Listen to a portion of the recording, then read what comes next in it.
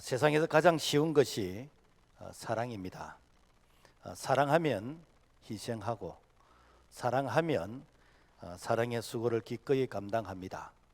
사랑하면 다 됩니다. 반면에 세상에서 가장 힘든 것이 사랑입니다. 이 사랑은 돈으로도 힘으로도 안 됩니다. 사랑이 없으면 가정이 깨어지고 사랑이 없으면 싸움과 분쟁이 일어납니다. 속담에 하룻밤에 만리장성을 쌓는다라는 말이 있는데 이 말의 어떤 배경이 무엇일까? 기원전 220년 중국의 진시 황제가 북방 민족의 침입을 막기 위해서 한 5,000km 되어지는, 그러니까 한 만리가 되어지는 그 길을 이제 성을 쌓습니다. 그래서 북방 민족의 그 침입을 차단하기 위한 성을 쌓게 되어졌는데 약 한 50년간 성을 쌓게 되어졌어요. 그런데 그 성을 쌓는 그 일에 건강한 남자들이 한번 잡혀가게 되지면은 평생 돌아오지 못하는, 죽어서 돌아오게 되지는 바로 그러한 성 쌓기가 만리장성의 성을 쌓는 것입니다. 이때 이 마을마다 건강한 남자들을, 청년들을 이제 찾으러 다니러 되지는데 그때에 한 남자가 결혼을 앞두고 그래서 참 결혼이라도 해야 안 되겠나 이런 생각을 가지고 있는데, 그래서 사정을 해서 제가 결혼식을 하고 그래도 하룻밤은 자고 제가 가야 안 되겠습니까? 그래서 사정을 뭐 이렇게 이해를 해주고 그래서 결혼식을 올리고 하룻밤을 자기로 했습니다. 그래서 결혼식을 올린 그날 저녁에 한 거지가 이렇게 동량을 얻으러 왔습니다. 이 신부가 이 거지를 지극히 이렇게 대접을 하고는 신부가 이 거지와 하룻밤을 자게 되어집니다. 그 다음 날 하룻밤을 잔 이 신랑을 이제 잡으러 왔는데 이 거지가 하룻밤을 잤다는 그 이유 때문에 만리장성을 쌓는 성에 잡혀갔다는 이 얘기입니다. 감동이 없으시네. 도대체 사랑이 무엇이길래 그 사랑이란 그 하룻밤 때문에 평생 돌아오지 못하는 그 길을 가게 되어졌다라는 것입니다. 사랑은 모든 이해관계를 초월합니다. 하나님은 무조건 조건 없이 사랑하라고 말씀하십니다. 우리가 성경에 단어를 한번 찾아보면은 사랑이란 이 단어가 517번 나옵니다. 이 기도라는 단어가 267번 나오고 믿음이라는 단어가 246번 나옵니다. 그러니까 믿음과 기도보다도 배로 많이 강조하는 것이 사랑이다라는 것입니다. 그만큼 사랑이 중요하다는 것이고 또 다른 한편으로는 사랑하기가 힘들기 때문에 계속해서 반복해서 사랑하라라고 이렇게 말씀하는 것입니다. 우리가 가정에서 이렇게 계속해서 반복해서 쓰는 말이 있습니다. 특히 부모가 자녀에게 공부하라, 공부하라, 공부하라, 시도 때도 없이 공부하라. 이것은 공부가 중요하다는 것이고 다른 한편으로는 공부하는 것이 쉽지가 않다라는 그런 의미가 있습니다. 우리가 교회 오면은 기도하라 그러고 교회 오면은 사랑하라고 그러고 그러면서 기도와 이 사랑을 참 많이 강조를 합니다. 그 이유는 기도와 사랑이 중요하다는 것이고 다른 한편으로는 기도와 사랑이 참 실천하기가 쉽지 않다라는 것입니다. 그렇다면은 왜 사랑이 쉬우면서 어려울까? 그 이유가 무엇일까? 첫째, 이 사랑은 하나님의 영역이라는 것이죠.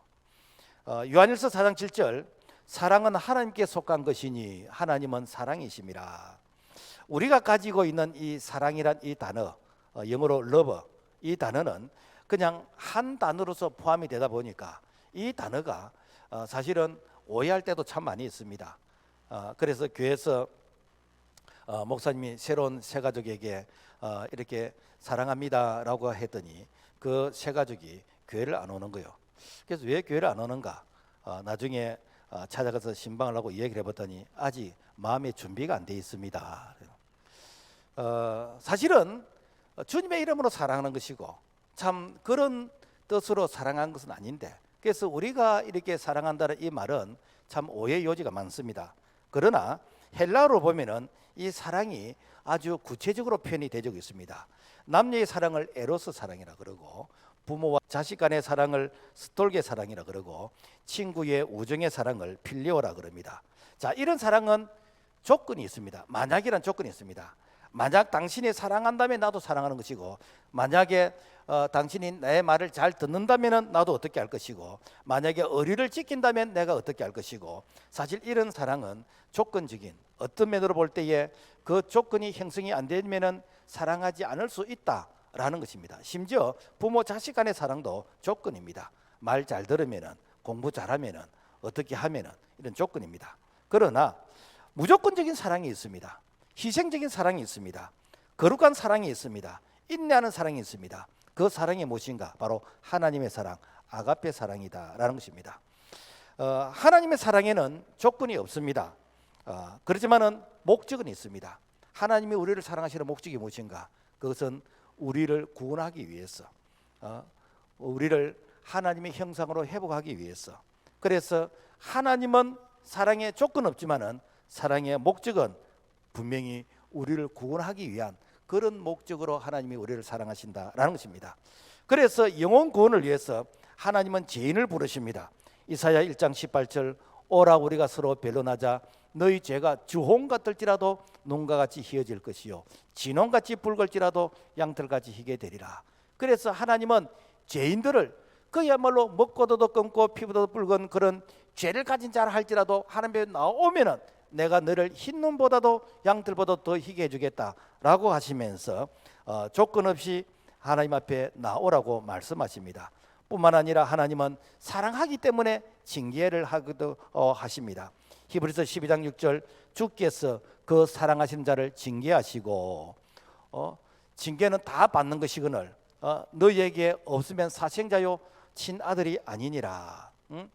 그러니까 사람은 사랑하되 죄는 미워하신다는 것. 그래서 하나님이 사랑하는 자가 계속해서 죄를 반복적으로 지으면 어떻는가? 하나님은 사랑하기 때문에 징계하신다는 것입니다. 그래서 왜 하나님이 나를 징계하지 않는가? 죄를 짓는데도 불구하고 징계하지 않는다면 어쩌면 하나님이 사랑하지 않는 하나님의 사랑 밖에 있는 자이다라는 것입니다. 우리가 성화의 그 그림 가운데서 예수님이 이제 양을 품에 안고 있는 그런 그림이 있습니다. 그런데 그 양을 자세히 보면은 양의 다리가 피가 나고 있는, 양의 다리가 상처가 있는 그런 모습을 보게 되어집니다. 왜 이 피가 있는 상처가 난 그런 다리를 이렇게 이 양을 안고 있는가? 양은 이게 연약한 동물이기 때문에 무리를 지어서 이렇게 그 이동을 합니다. 그런데 한 마리 양이 그 자꾸만 이렇게 딴 길로 가는 거예요. 소위 말해서 개성이 강하다는 거예요. 그래서 양의 무리에서 이탈하게 되는 것이고, 그리고 자꾸만 어디 낭떠러지 같은 이런 곳에 가게 되어지는, 그 양이 김양인지 이양인지는 모르겠는데 그 자꾸만 이렇게 무리에서 이탈하게 되는 거예요. 그런데 목자 입장에서 보면은 저 양무리를 이탈하게 되지면은 사나운 하이에나나 늑대나 사자의 밥이 되게 되는 것이고 길을 잃게 되는 것이고, 그래서 자꾸만 양을 거다 들인데도 불구하고 자꾸만 이탈하니까 어떠는가? 저 양의 다리를 쳐서 그 다리가 부러져서 피가 나는, 그래서 목자가 그 양을 품에 안고 이제는 우리의 안전한 곳에 데려놓고 그리고는 풀을 뜯어서 주게 되어지는 바로 그런 모습이다. 양 입장에서 볼 때는 목자가 미울 겁니다.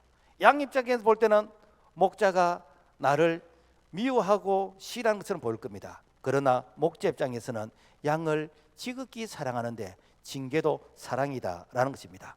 어쩌면 오늘 우리가 이 징계를 받으면서 하나님 앞에 나오는 자도 있을 것입니다. 절대로 하나님을 원망하지 마세요. 이것이 하나님의 사랑, 하나님이 우리를 이처럼 사랑하시는 사랑의 한 방법이다라는 것입니다. 뿐만 아니라 하나님의 사랑의 절정이 무엇인가? 십자가의 사랑입니다. 로마서 5장 8절, 우리가 아직 죄인 되었을 때에 그리스도께서 우리를 위하여 죽으심으로 하나님께서 우리에게 대한 자기의 사랑을 확정하셨느니라. 하나님의 사랑의 확정 도장을 찍은 게 무엇인가? 그게 십자가의 사랑이다라는 것입니다.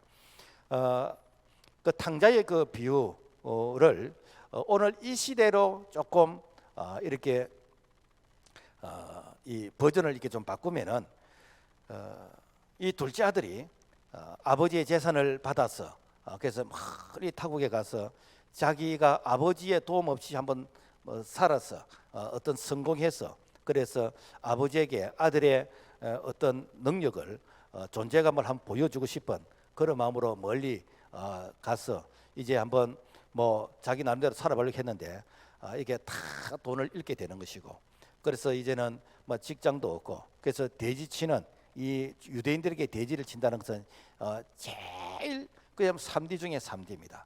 그 돼지치는 그 일을 하는데 돼지가 먹는 이 사로 지엄 열매도 참 이렇게 배를 불릴 수 없는 그런 입장에서 그러니까 배가 고프니까 잠도 오질 않고 참 고향에 우리 아버지 집에는 종들도 내보다는 행복하겠다.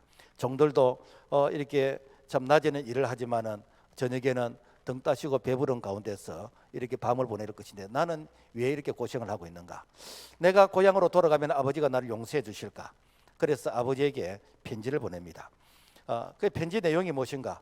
아버지, 내가 이렇게 우리 동네 그 기차를 타고 이렇게 지나갈 때 아버지가 아들을 용서하신다면은 우리 집 뒤에 감나무에 아버지 흰 손수건을 좀 걸어주시면은 그래서 흰 손을 보고 제가 다음 정거장에 내려서 이제 돌아오겠습니다. 아버지가 이 편지를 받고 즉시 손수건을 달았습니다. 바람이 불지 않으니까 이 손수건이 이렇게 작게 보이는 거예요. 혹시 참 내 아들이 이 손수건을 보지 못하고 그냥 지나가서 다시는 돌아오지 않으면 어떨까? 아내가 있다가 여보 내 앞치마를 여기 걸면 어떻겠어? 그래서 앞치마를 걸었는데 그래도 아버지 눈에는 앞치마가 작게 보이는 것입니다. 그래서 아버지가 여보 내 흰 두루마기를 걸면 어떨까? 흰 두루마기를 걸어봤습니다. 그래도 아버지 눈에는 작게 보이는 것이요.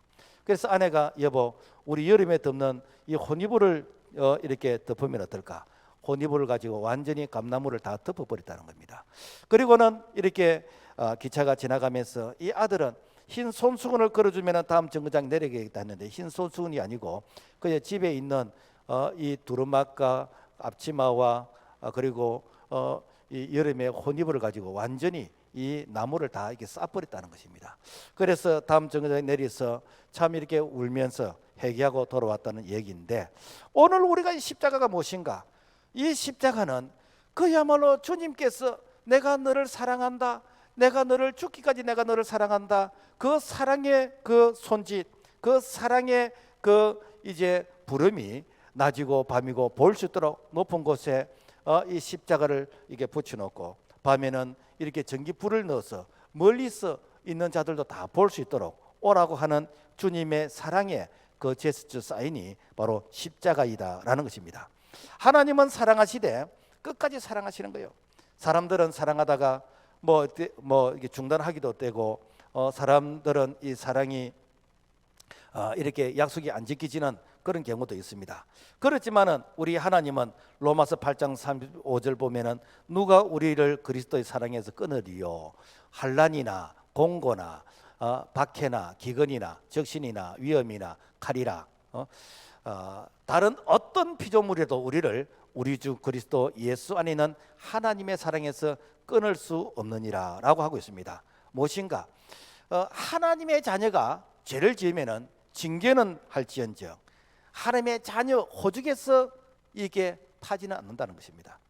하나님의 자녀가 되었을 때에 생명록책에 내 이름이 기록되게 되어지면은 우리가 이렇게 범죄하게 되어지면은 하나님의 그 축복은 이렇게 없고 그리고 징계는 받을지언정 절대로 하나님의 자녀에서 우리가 이렇게 이름이 지어지지는 않는다라는 것입니다. 이것이 무엇인가? 하나님이 우리를 사랑하시되 끝까지 사랑하시는 그 사랑의 방법인 것입니다. 그래서 누구든지 하나님 앞에 나오게 되어지면은 우리 하나님께서 우리를 사랑하시는데 우리에게 영원한 사랑 바로 우리에게 구원의 은혜를 주시는데 하나님이 세상을 이처럼 사랑하사 독생자를 주셨으니 이는 저를 믿는 자마다 멸망치 않고 영생을 얻게 하려 하심이라. 그래서 하나님 앞에 나오는 것은 조건이 없습니다.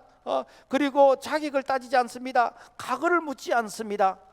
그래서 하나님 앞에 나와서 우리 하나님의 그 사랑 안에 내가 거하게 되어지기만 하면은 우리를 지금부터 영원까지 사랑하시는 그 놀라운 은혜의 사랑 안에 거할 수 있는 우리 모두가 되기를 주의 이름으로 부탁을 드립니다. 자, 그렇다면은 우리는 왜 이 하나님의 사랑, 이 아가페적인 이 사랑을 우리는 실천하지 못할까?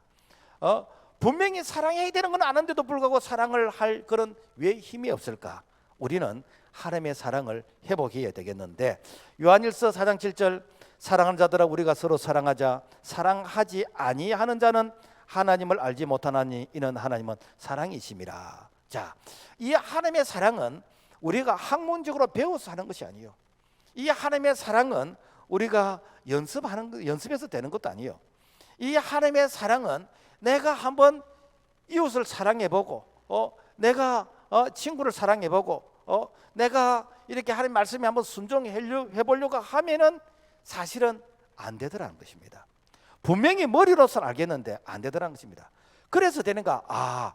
하나님의 사랑이 그래서 힘들구나. 하나님의 마음을 좀 이해하게 되지는. 그래서 이 하나님을 알려고 그러면은 한번 사랑을 실천해 보면은 하나님의 사랑이 얼마나 큰지, 얼마나 넓은지 하나님의 마음을 우리가 알게 되어진다라는 것입니다. 부모가 자식들을 이렇게 돌보면서 특히 이 딸이 말을 안 듣고 그러면은 이게 엄마가 가끔 내뱉던 말이, 니도 시집 가서 니 같은 딸을 한번 낳아봐라. 이게 무엇인가? 네가 이렇게 엄마의 마음을 알라 그러면은 니도 시집 가서 딸을 한번 낳아봐라. 그러면 알게 될 것이라는 거죠. 우리가 교회에서 셀 리더가 이렇게 셀 목원들에게 돌보게 되집니다.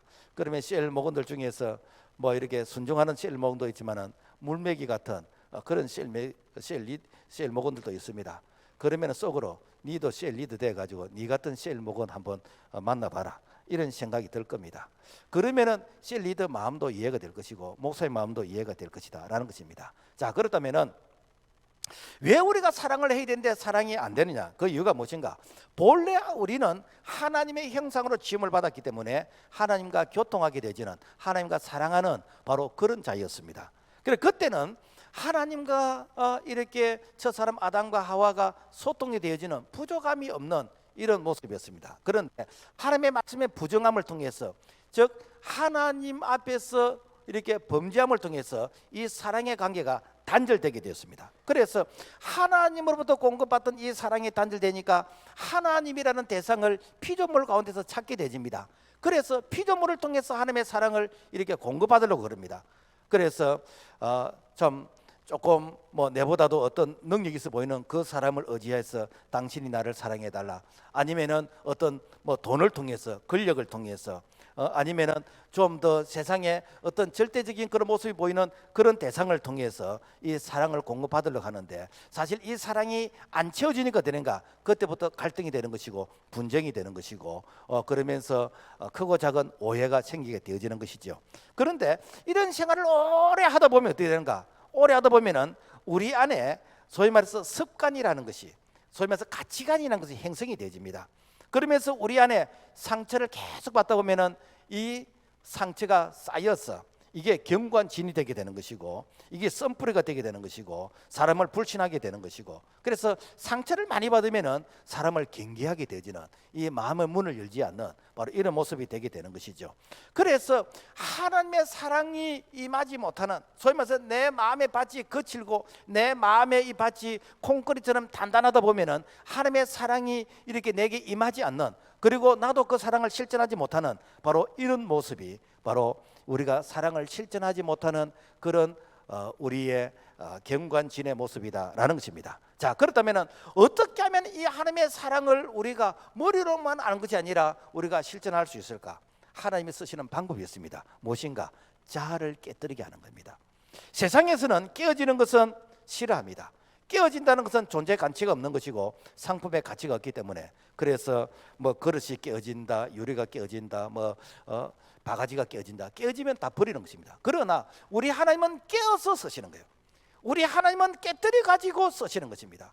그래서 하나님께서는 우리 자신에게 이 경관진, 이 고정관념, 이 옛사람, 이게 썬뿌리, 이기심, 이런 교만한 이런 마음들을 깨뜨려 가지고, 그리고 되리나 토기장이가 다시 빚어 만드는 것처럼 깨뜨려 가지고 하나님의 형상을 다시 빚어서 만들어서 쓰신다라는 것입니다. 가을이 이제 되면은 이제 그 김장하잖아요. 그러면은 배추를 밭에서 뽑아가지고 이렇게 김장을 하게 되는데 이 배추가 5분 죽는데요. 그래서 밭에서 칼로 베고 또 이렇게 수도가에 와서 또 이렇게 2조각을 내고 거기다 또 소금을 절이고 그 다음에 또 디비 가지고 그 다음에 또 이렇게 간이 들은 거 확인하고 그 다음에 양념을 넣고 양념을 넣을 때 또 이렇게 칼질을 하고 여하튼 5번 죽어야 김치가 제맛이 나온다는 것입니다. 고기를 삶을 때도 이 통고기는요 칼질을 많이 해야 됩니다. 그래야 이게 잘 삶기게 되는 것입니다. 우리 하나님도 우리를 쓰실 때에 통반석 같은 이런 마음들을 하나님께서 어떻게 하시는가? 이걸 쪼개기를 원하시는. 그래서 단단한 자기 고집, 이 교만한 이 마음, 자기 아집으로 가득한 이 마음을 하나님께서는 깨뜨려 가지고 거기다가 그야말로 이게 양념이 들어가듯이 은혜가 임할 수 있도록 깨뜨려 가지고 그 다음에 무엇인가 하나님의 사람으로 이렇게 새롭게 만들어 가신다라는 것입니다. 그래서 성경에서 하나님이 쓰신 사람들의 100% 특징이 무엇인가? 전부 다 깨어지는 거예요. 깨어지는 거예요. 그래서 빨리 깨어지면은 일찍부터 쓰임 받게 되는 것이고, 반쯤 깨어지면은 하나님께서 반쯤 쓰시는 것이고, 안 깨어지기 위해서 도망다니면은 끝까지 그야말로 고난만 있게 되어지고 하나님이 쓰시는 그런 은혜와 위로와 축복이 없는 이런 모습이다라는 것입니다. 이스라엘 백성들이 출애굽을 해서 이 광야 생활을 하게 되는데 이 백성들이 시도 때도 없이 모세를 향해서 막 대적하는 거, 원망하는 거예요. 모세야, 이 고생시키려고 우리를 이 출애굽하게 했느냐? 그래서 낮에는 덥다, 밤에는 춥다. 하나님께서 이렇게 구름 기둥, 불 기둥으로 은혜를 주시고, 모세야, 우리가 배가 고프다. 하나님께서 만나를 주셨습니다. 모세야, 우리가 목이 마르다. 자꾸만 이렇게 원망하니까 모세가, 하나님, 이 백성들이 자꾸만 나를 대적하는데 어떻게 해야 되겠습니까? 네가 저 반석을 명하여 물을 내라. 그런데 모세는 화가 나서 어떻게 하니까 반석을 땅땅 치면서 반석을 쳐서 물을 냈는데, 아마 지금 생각하면은 나 엿먹으라 했을 것 같아요. 그런데 이 반석이 쪼개지면서 거기서 물이 나오는 거예요. 이 성지 순례를 가보면은 저 중동 사람들은 모세를 갖다 무사라 그럽니다. 그 무사, 이 모세가 이 반석을 쳐서 이 물이 이제 나왔던 그 반석이 지금도 이게 쪼개져 있어요. 그래서 거기서 지금도 어떻게 강야에서 물이 나오는지, 물이 나와요. 그리고 그 물을 통해서 밑에 마을이 형성이 되어서 그 물을 지금도 마시는 곳이 있는데, 자, 그래서 이 반석에서 이 물이 나오면서 그러면서 200만 명이 되어지는 이 백성들이 이제 물을 마시게 되어지고, 그리고 가축들도 그 물을 마시면서 이 광야에서 이 생명을 유지할 수 있었다라는 것입니다. 자, 그렇다면은 우리 하나님은 목마른 자들에게 물을 주는 것이 목적일까? 이 사건이 신약 성경에 와서 이렇게 바울이 이렇게 해석을 합니다. 고린도서 10장 4절, 다 같은 신령한 음료, 신령한 반석으로부터 마셨으며 그 반석은 곧 그리스도시라. 우리 예수님께서 겟세마네 동산에서 땀이 핏방울이 되듯이 아버지여, 할 수만 있으면 이 잔이 내게서 지나가게 하옵시고 내 원대로 마시고 아버지 뜻대로 되기를 원합니다. 예수님께서 겟세마네 동산에서 이 땀이 핏방울 돼서 기도하는 그 기도는 무엇인가? 그야말로 내 뜻을 내려놓고 하나님의 뜻을 받아들이는, 내 자아가 깨어지는 하나님의 뜻을 받아들이는 바로 이 기도가 땀이 핏방울이 되듯이 기도하시는 그 모습이에요. 그래서 이미 예수는 겟세마네 동산에서 자기 자신을 드러봤기 때문에 그래서 그 다음에는 십자가에 달리고 이렇게 고통을 당하는 것은 이미 내 자신을 포기해버렸기 때문에 그 다음부터는 이 육신의 고통은 사실 별 의미가 없는 것입니다. 예수님께서 십자가에서 양손에 못을 박히시고 그리고 허리에 창으로 찔리시면서 물과 피가 쏟아진 것은 예수님께서 완전히 자신의 삶을 다 드리지는 그야말로 삶 자체가 완전히 깨어지는 바로 이 모습. 그래서 예수님께서 완전히 깨어지심으로 말미암아 예수 그리스도를 통해서 온 인류에게 생명수가 되시는 이 구원의 은혜를 주시는 이 놀라운 은총이 깨어짐을 통해서 주시는 하나님의 은혜와 그리고 위로와 축복인 줄로 믿습니다. 오늘날 하나님은 우리를 깨뜨리시기를 원합니다. 성경에서 쓰임받은 사람들은 다 보면 깨어졌어요. 야곱에는 이름 그 자체가 속이는 자입니다. 사기꾼입니다. 간사한 자입니다. 그래서 야곱은 형 에서를 속여서, 그래서 형 에서의 분노를 피해서 이 도망가 가지고 이 외삼촌 집에서 약 한 20년 동안 이렇게 생활을 하게 되는데, 이 외삼촌은 야곱보다 더 사기꾼이요. 그러니까 20년 동안 열심히 일했는데도 불구하고 한 푼도 받지를 못할 그런 입장이 되어지니까 이제는 이 재산을 가지고 야밤 도주를 하게 되집니다. 그래서 야밤 도주를 해서 이제는 야복강을 건너야 이제 안전한 지대인데, 야복강을 딱 건너려고 하니까 형 에서가 20년 전에 그 앙심을 품고 이렇게 이 분노의 걸음함으로써 이 복수하려고 기다리고 있는 것이요. 돌아가려고 하니까 이제 외삼촌이 이 용서를 하지 않을 것 같고, 그래서 이러지도 못하고 저리도 못하고 그러면서 야곱이 간사한 그런 잔머리를 굴립니다. 그래서 이렇게 자기 재산을 이렇게 주면서 형의 마음을 풀려고 그러고 그리고 이제 종들도 보내보고 자식도 마누라도 보내고 나중에는 자기 혼자만 남았는데, 하나님 이제는 내가 항복합니다. 하나님 도와주세요. 그래서 마지막 이제는 도망도 못 가게끔 이 한도뼈를 쳐가지고 이제는 이 찔룩거리면서 그래서 네 이름이 무엇이냐? 제가 야곱입니다. 이제는 야곱의 인생을 살지 말고 이제는 이스라엘 인생으로 살아라. 네가 하나님과 겨루어서 싸워서 이겼다. 어떻게 하나님과 싸워서 이길 수 있습니까? 네가 여태까지 안 하던 기도, 여태까지 하나님을 신뢰하지 않고 의지하지 않던 그 기도를 네가 야복강에서 했는데, 이제는 네가 이스라엘 인생으로 살아라. 그래서 이스라엘의 12지파가 만들어지면서 이스라엘의 친정 국가가 세워지게 된 바로 그 원조가 바로 야곱을 통해서 이루어졌다라는 것입니다. 요셉은 어떻게 했습니까? 요셉은 억울하게 참 이렇게 이 형들의 그 미움을 받았어. 그래서 물 없는 웅덩이에 빠지게 되어지고 미디안 상인에게 팔려갔어. 그래서 내가 열심히 일했는데도 불구하고 억울한 누명을 쓰고 감옥에 들어가게 되어지는 이 기간이 13년이라는 기간 동안이에요. 그래서 아버지를 불러도 아버지 도움을 받을 수 없고, 형들의 이렇게 참 도움을 구하려고도 도움을 구할 수 없는, 그야말로 내가 무인도에 혼자 떨어진 것 같은 이런 때에 하나님을 의지하게 되는 것이고, 하나님을 신뢰하게 되는 것이고, 내가 세상적으로 의지할 수 있는 것을 다 내가 내려놓고 오직 여호와만 바라보게 되는 그때에, 때가 되니 하나님께서 이 요셉을 불러서 애굽의 국무총리가 되게 하고, 그리고는 애굽에 7년 풍년과 7년 흉년이 있을 때, 그때에 그 7년 흉년 때에 자기 이제 형제들과 아버지를 애굽의 고센 땅으로 불렸어. 그래서 고센 땅에서 이제는 생육이 중단이 된 바로 그 놀라운 그 역사가 바로 요셉이 깨어지면서 하나님의 은혜를 받게 되어졌다라는 것입니다.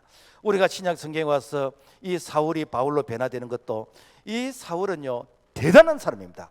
오늘날로 말하면 상위 1% 이내에 들 수 있는 이런 사람, 길리기아 다수에 태어나서 가마리엘 문화생으로서, 그리고 로마의 그 시민권을 가지고 있고 어디에 하나 빠지는 것이 하나도 없는 그런 자, 그 자가 자기가 가지고 있는 그런 지식과 이 세상적인 배경을 가지고 이 예수 믿는 사람들을 박해하고 그리고 교회를 잔멸하기 위해서 애를 쓰는 바로 그 자가 다메섹에서 부활하신 예수님을 만나고, 그 예수님을 만나면서부터 그 잘 나가던 자가 장님이 되어져 버리는 그래서 참 이렇게 망아지처럼 끌려가게 되어지는 그 자존심이 완전히 바닥을 치는, 그것으로 끝난 게 아닙니다. 육체까지도 일평생 동안 그야말로 안질이 좋지 않고 일평생 동안 지금 말하면 공황장애 때문에 시달리게 되지는 그런 모습, 그것뿐만이 아니라 매일매일 말씀 앞에서 깨어지게 되지는, 매일매일 말씀 앞에 죽게 되지는, 그러니까 매일매일 하나님께서 부활의 그런 위로를 주시는데, 신약 성경에 와서 참 이렇게 예수님 담으로 위대하게 쓰임받게 된 것은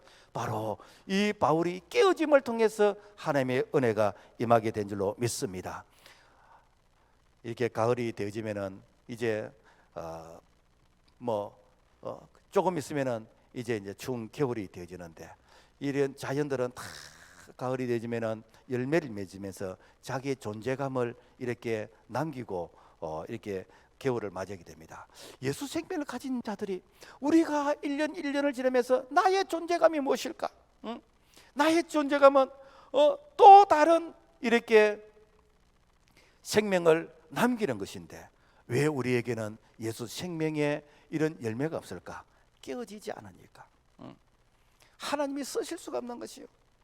여태까지 내가 한 명 전도 못했다면 앞으로도 못할 것입니다. 이거는 다른 말로 하면 내가 안 깨어지기 때문에 자존심이 깨어지고 나의 이 의지가 깨어지고 내가 모든 것이 하나님의 것이란 이 고백이 될 때 하나님이 쓰시는데, 내가 끼어지지 않으면 하나님이 쓰시고 싶어도 쓰실 수가 없는 것이죠. 그러므로 말미암아 참 늦다고 생각되는 지금 우리가 기도의 무릎으로서 천부 여지 없어서 손들고 주님께로 나옵니다 라고 고백하게 될 때 성령이 우리 가운데 임하시게 되는 것이고, 성령이 우리를 통해서 성령의 열매를 맺게 하시는 것이고, 기도의 열매를 맺게 하시는 거, 전도의 열매를 맺게 하실 줄로 믿습니다.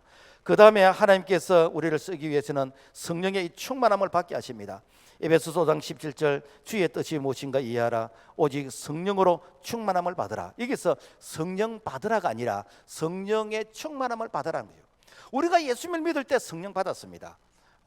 그러니까 성령을 받지 않고서는 예수를 주라고 고백할 수 없고 하나님을 아버지라고 고백할 수 없습니다. 주는 그리스도시요 살아계시는 하나님의 아들이라, 이 고백은 바로 내 실력으로 나온 것이 아니고 내 안에 계시는 하나님의 영 성령께서 고백하게 하신 것입니다.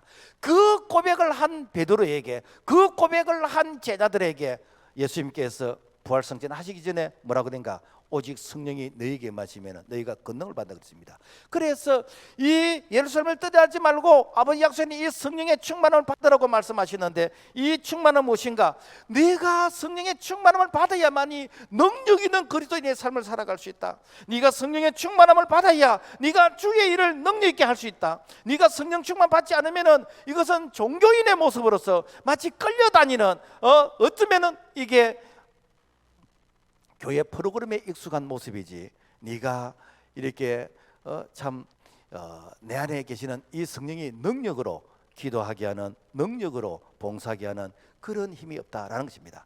그래서 성령 충만 받지 않으면 마치 군인이 이 전쟁에 나가면서 총알이 없이 나가는 이런 모습, 물레방아가 물이 없어서 그 돌지 않는 이런 모습, 이것이 바로 성령 충만을 받지 못한 안타까운 모습이다라는 것입니다. 자, 우리 예수님께서 오신 목적은 우리에게 생명을 주시는 것입니다. 그리고 생명을 얻은 자에게 풍성히 주시기를 원하시는 것입니다. 그래서 이 생명을 얻은 자에게 풍성히 얻는 이 성령 충만에 임하게 되지면은 제일 먼저 가치관이 바뀌게 되는 거예요.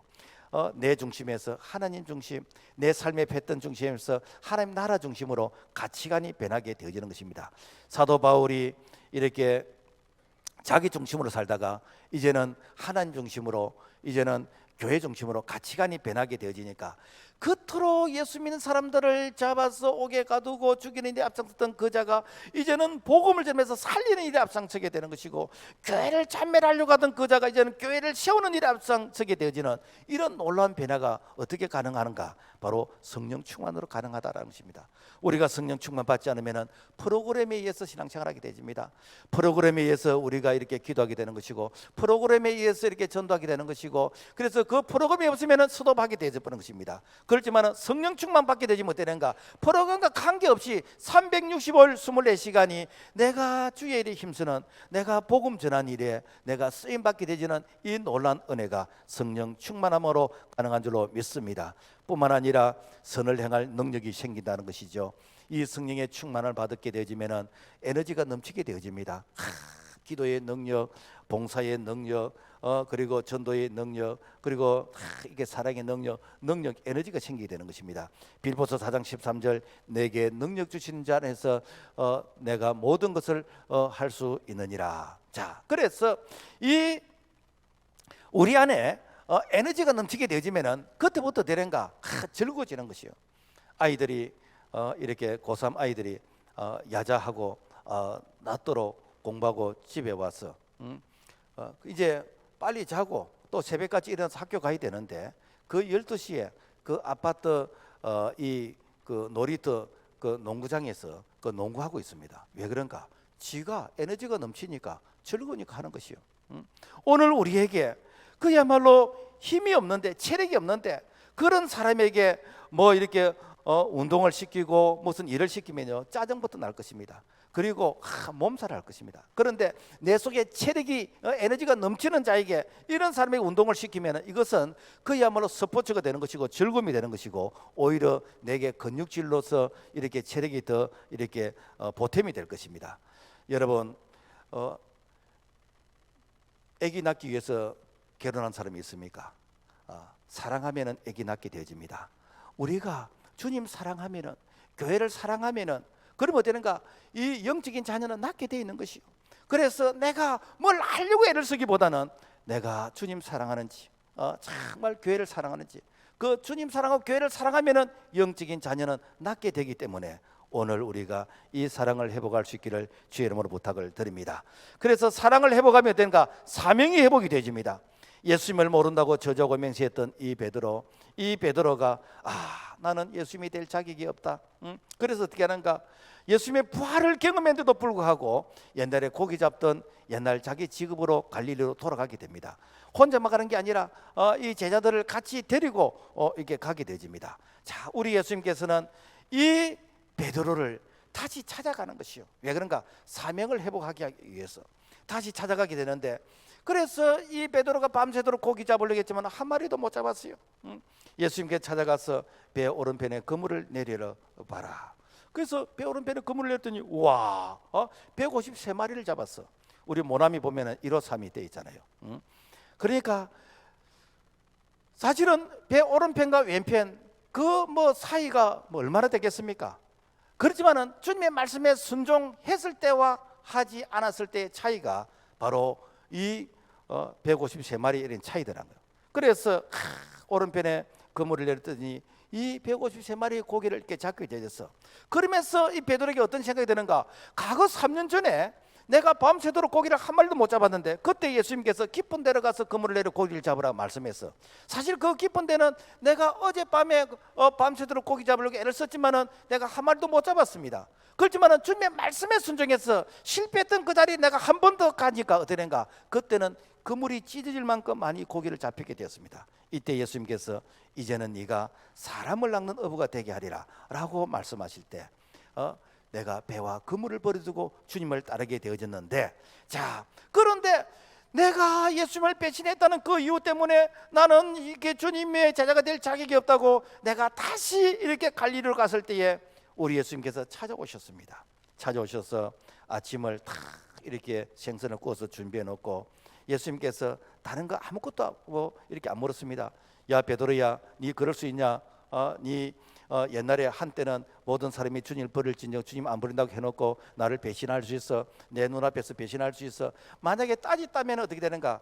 참 베드로는 자격도 없지만은 사실은 사명을 회복하지 못했을 것입니다. 예수님이 뭐라고 말씀하시는가? 요한복음 21장 15절, 요한의 아들 시몬아, 네가 이 사람들보다 나를 더 사랑하느냐? 내 어린 양을 먹이라. 자, 예수님께서 다른 거 묻지 아니하고 사랑을 회복하기를 원하시는 것이요. 그리고는 어떻게 한가? 네가 할 일이 있는데 내 어린 양을 먹이라라는 것입니다. 왜 하필이면 어린 양을 먹이라고 했을까? 이 양은요, 참 이렇게 동물들 중에서 좀 어리석대요. 왜 어리석은가? 다른 동물들은 다 이렇게 자기들이 왔던 길로 다시 돌아가게 되면 영역 표시를 해가지고 길을 찾아가는 것이요. 특히 뭐 진돗개 같은 경우에는 한때 그 군용개를 썼다잖아요. 그래서 철책에서 이 진돗개를 이렇게 철제 근무를 하게 했는데, 그런데 이 진돗개가 이 자기가 주인으로 섬기는 그 군인이 제대로 해버리면은 그 다음 이렇게 이 군인하고 이게 같이 짝을 해야 되는데 이 자기 주인이라고 인정을 안 해주는 거예요. 그러니까 말을 안 듣는 거예요. 그리고 좀 큰 개를 이렇게 저기 이 전방에 보냈더니 이 개가 한 며칠 지나니까 다 없어져 버린 거예요. 어디란가? 몇 달을 거쳐서 저 진도까지 찾아가 버리는 거예요. 찾아가 버려요. 그래서 동물들은 자기가 이렇게 다니는 이 길이 있는 것이고, 그리고 이 영역이 있는 것이고 고향을 찾아가는데 이 양은 왔던 길을 못 찾아간대요. 그래서 반드시 목자가 있어요. 목자가 안내를 해야 됩니다. 뿐만 아니라 이 양은 보호용의 그런 무기가 없대요. 그 다른 이게 동물들은 자기 나름대로 다 보호용의 이 무기가 있어. 우리 교회 옆에 보면은 다람쥐가 지금 참 많습니다. 그래서 다람쥐가 뭐 그야말로 시도 때도 없이 이 다람쥐들이 이렇게 다니는데, 이 다람쥐는요 나무를 타고 팍 올라갑니다. 그리고 뭐 쥐구멍이 있으면 팍 들어가 버리고, 뭐 토끼는 이렇게 땅굴을 파서 숨게 되는 것이고, 말은 뭐 뒷발질도 하고, 소는 이렇게 떠받기도 하고, 염소도 뿔이 있으면 받기도 하는데, 이 양은 뿔이 이렇게 다 이렇게 이 동그랗게 해가지고 양의 뿔에 받쳐서 뭐 다쳤다는 사람 들어본 적이 없어. 또 양은 달리기도 잘 못해. 뒤뚱뒤뚱하게 달리기도 잘 못해. 그리고 이 양은 또 털이 희니까 이게 은폐가 되지 않는 거예요. 위장이 안 되는 거예요. 그러니까 이 양에게는 반드시 목자가 보호자가 되어줘야 됩니다. 목자가 지켜줘야 됩니다. 그리고 세상에 못된 게 이게 이 양이래요. 양. 그래서 이 양은 여름에 더운데 그 땀이 찍찍 나는데 붙어서 잔다는 거예요. 왜 붙어 자는가? 내가 떨어져 자면은 내 때문에 지가 시원해질까 싶었어. 그래서 붙어 자는 거예요. 겨울에 추울 때는 또 붙어 자면 체온이 좀 따뜻해질 것인데 내가 붙어 자면 내 때문에 지가 따뜻해질까 싶었어. 그 이 용심이 많고 심술이 많은 게 이게 양이라 양. 그러니까 이 목자가 옆에서 늘 이렇게 간섭하고 늘 돌봐야 됩니다. 그래서 이 양과 목자와의 관계에서 나는 양입니다. 나는 김양입니다. 나는 이양입니다. 그래서 하나님 앞에서 자기를 양이라고 생각하는 자, 그러면서 목자의 보호를 받고 싶어하는 자, 그 자가 목자의 이 보호를 받는데, 그래서 성경에서 가장 자기를 어린 양이라고 생각하고 그리고 하나님이 내 목자 되어달라고 부탁한 자가 누군가? 다윗입니다. 시편 23편에 보면은 여호와는 나의 목자시니 내가 부족함이 없으리로다. 하나님, 나는 어린 양입니다. 나는 이렇게 길 잃은 양입니다. 나는 내 자신 아무것도 할 수 없습니다. 하나님이 내 목자 되어주세요 라고 했던 그 자, 얼마나 하나님께서 이 어린 양 이 다윗을 사랑했는지 시편 18편에는 여호와는 나의 반석이요 산성이요 요새시요 피할 바위시요. 무엇인가? 내가 양이니까 하나님이 나의 목자로서 나의 보호자가 되어 주셨다는 것입니다. 여러분, 오늘 이 시대에 어린 양이 누구입니까? 교회 안에 믿음이 약한 자들입니다. 그 믿음이 약한 자는 게 무엇인가? 여러분요, 이렇게 낙심된 자들, 그리고 병든 양들, 그리고 이렇게 참 아파서 누워 있고 또 이렇게 길을 잃고 헤매고 있는 양들, 그래서 교회 밖에서 이렇게 어디가 길인지를 알지 못해서 헤매고 있는 이런 양들, 다 이런 양들이 무엇인가? 어린 양들이, 어린 양. 오늘 우리에게 이 양을 네가 먹이라는 거예요. 이 양을 네가 돌보라는 것입니다. 이 양을 먹이고 돌볼 수 있도록 내가 너를 도와주겠다는 것입니다. 그래서 오늘 우리가 다시 이 사명을 회복해서 이 양을 돌봐야 되는데, 그런데 네가 나를 사랑하느냐, 이건 뭐냐? 과거에 사랑했느냐, 앞으로 사랑하느냐, 그게 아니고 이 문법적으로 현재 진행이에요. 네가 지금도 사랑하고 있느냐는. 한때 네가 주님 사랑한다고 하지 않느냐? 그 과거 말고 지금 네가 사랑하고 있느냐? 그러니까 주님의 관심은 늘 현재입니다. 현재. 지금 네가 어떻게 하고 있느냐? 마귀는 늘 우리를 향해서 이렇게 속입니다. 네 옛날에 네 열심히 하지 않았느냐? 네 옛날에 찬양대도 하고 네가 교사도 하고 네 옛날에 열심히 봉사하지 않느냐? 지금은 좀 쉬어. 앞으로 해. 그러면서 마귀는 어떻게 하는가? 과거에 했으니까 지금은 쉬고 앞으로 하라는 것입니다. 우리 주님은 now, here, 지금 네가 여기서 네가 뭘 하고 있냐는 거예요. 그래서 그 내일, 다음이란 것은 하나님께서 우리에게 그 시간을 주셔야만이, 생명을 주셔야만이 내일이 있는 것이고 다음이 있는 것이지, 사실 내일과 다음은요, 이거 나의 시간이 아닙니다.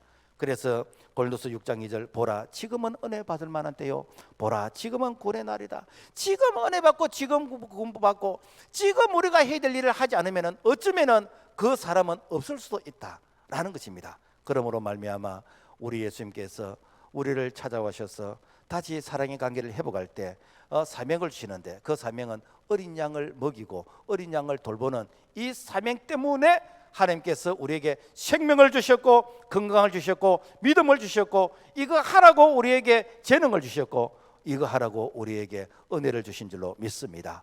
자, 그러면은 사랑은 무엇인가? 축복입니다. 한 사람이 돈 1억을 자기 아들에게도 빌려주고 이웃집 아저씨에게도 빌려주었어. 그런데 두 사람이 다 약속된 그런 이 날짜에 갚지를 못했어.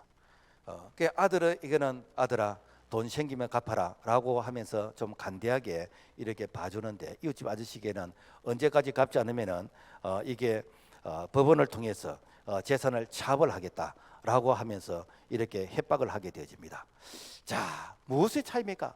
똑같이 돈 이렇게 빌려갔잖아요. 이런 무엇인가? 사랑의 차이라는 거예요. 자, 사랑하면은 여러분요 모든 허물을 덮을 수 있습니다. 사랑하면은 여러분요 그야말로 다 이해가 되는 것입니다. 자, 우리가 하나님 사랑하면 어떻게 되는가? 하나님이 내 마음에 계시는 거예요. 다른 말로 뭐니까 내 마음이 천국이 되는 것입니다. 요한일서 4장 16절 사랑 안에 거하는 자는 하나님 안에 거하고 하나님도 그 안에 거하시느니라. 그래서 사랑하면은 내 마음이 천국이 되는 것이고 사랑이 없으면 어떻게 되는가? 내 마음이 그러면 지옥처럼 되는 것이죠. 하나님이 내 안에 계시면은요, 여러분요, 내가 못한다고 못하는 것이 아니라 하나님이 나를 통해서 일하시기 때문에 내가 부족함이 없게 되어지는 그야말로 참 하나님께서 나를 통해서 위대한 일들을 이루어 가실 수가 있는 것이죠. 뿐만 아니라 이 사랑하면요, 기도가 뚫리게 됩니다. 다른 말로 하면 사랑이 없으면 기도가 막히게 되는 것이요. 베드로전서 3장 7절 남편들아 이와 같이 지식을 따라 너희 아내와 동거하고 그를 더 연약한 그릇이요 이는 너희 기도가 막히지 아니하게 하려 함이라. 무엇인가? 부부가 싸우면 기도가 막히는 거예요. 성도가 싸우면 기도가 막히는 것이요. 기도가 막히면 무엇인가? 빨대가 막혀버리는 것입니다. 은혜의 통로가 이게 막혀버리는 것이요. 기도가 막히면 어떻게 되는가? 하나님의 은혜를 공급하지 못하니까 어떻게 되는가? 그야말로 이게 질식하는 이런 상태. 그러니까 살아는 있지만은 아무리 힘이 없는 이런 모습. 그래서 마귀가 모든 것을 다 하게 하되 기도하지 못하게는 기도의 빨대를 막아버리는 이것이 무엇인가? 사랑이 막히면은 빨대가 막힌다라는 것입니다. 뿐만 아니라 사랑하면은 건강의 축복이 오게 되집니다. 일본의 물박사 에모토 마사루 이 박사는 물에 대해서 연구를 하면서 물을 향해서 사랑을 이렇게 노래하고 사랑을 고백하고 사랑한다고 말하면은 이 물이 이렇게 육각형의 그런 그 육각수의 그런 이게 모양으로 바뀐다는. 그러면 어떻게 된가? 그 육각수가 우리 몸에 참 이렇게 이로운 그런 모습으로 이렇게 돕는다는 거예요. 여러분, 우리 몸의 76%가 물이란 거 알고 있습니까? 이 지구의 76%가 물이거든요. 우리 몸도 한 76%가 물로 돼 있대요. 그러니까 우리가 사랑을 고백하고 사랑을 노래하고 사랑하게 되지면은 이 건강이 되어지는 것입니다. 그런데 내가 미워하고 내가 짜증내면 어때는가? 이 물이 결정체가 마치 칼날처럼 유리처럼 이렇게 뾰족한 모습이 되어서 우리 스스로의 건강을 해치게 되어진다라는 것입니다. 미국의 버클리 대학에서 사랑과 인격의 교감에 대해서 이 쥐를 통해서 이렇게 임상 실험을 해봤는데 이 쥐에게 그야말로 먹이만 주고 그리고 이 쥐에서 스트레스를 주었더니 이 쥐가 한 600일을 이렇게 살았대요.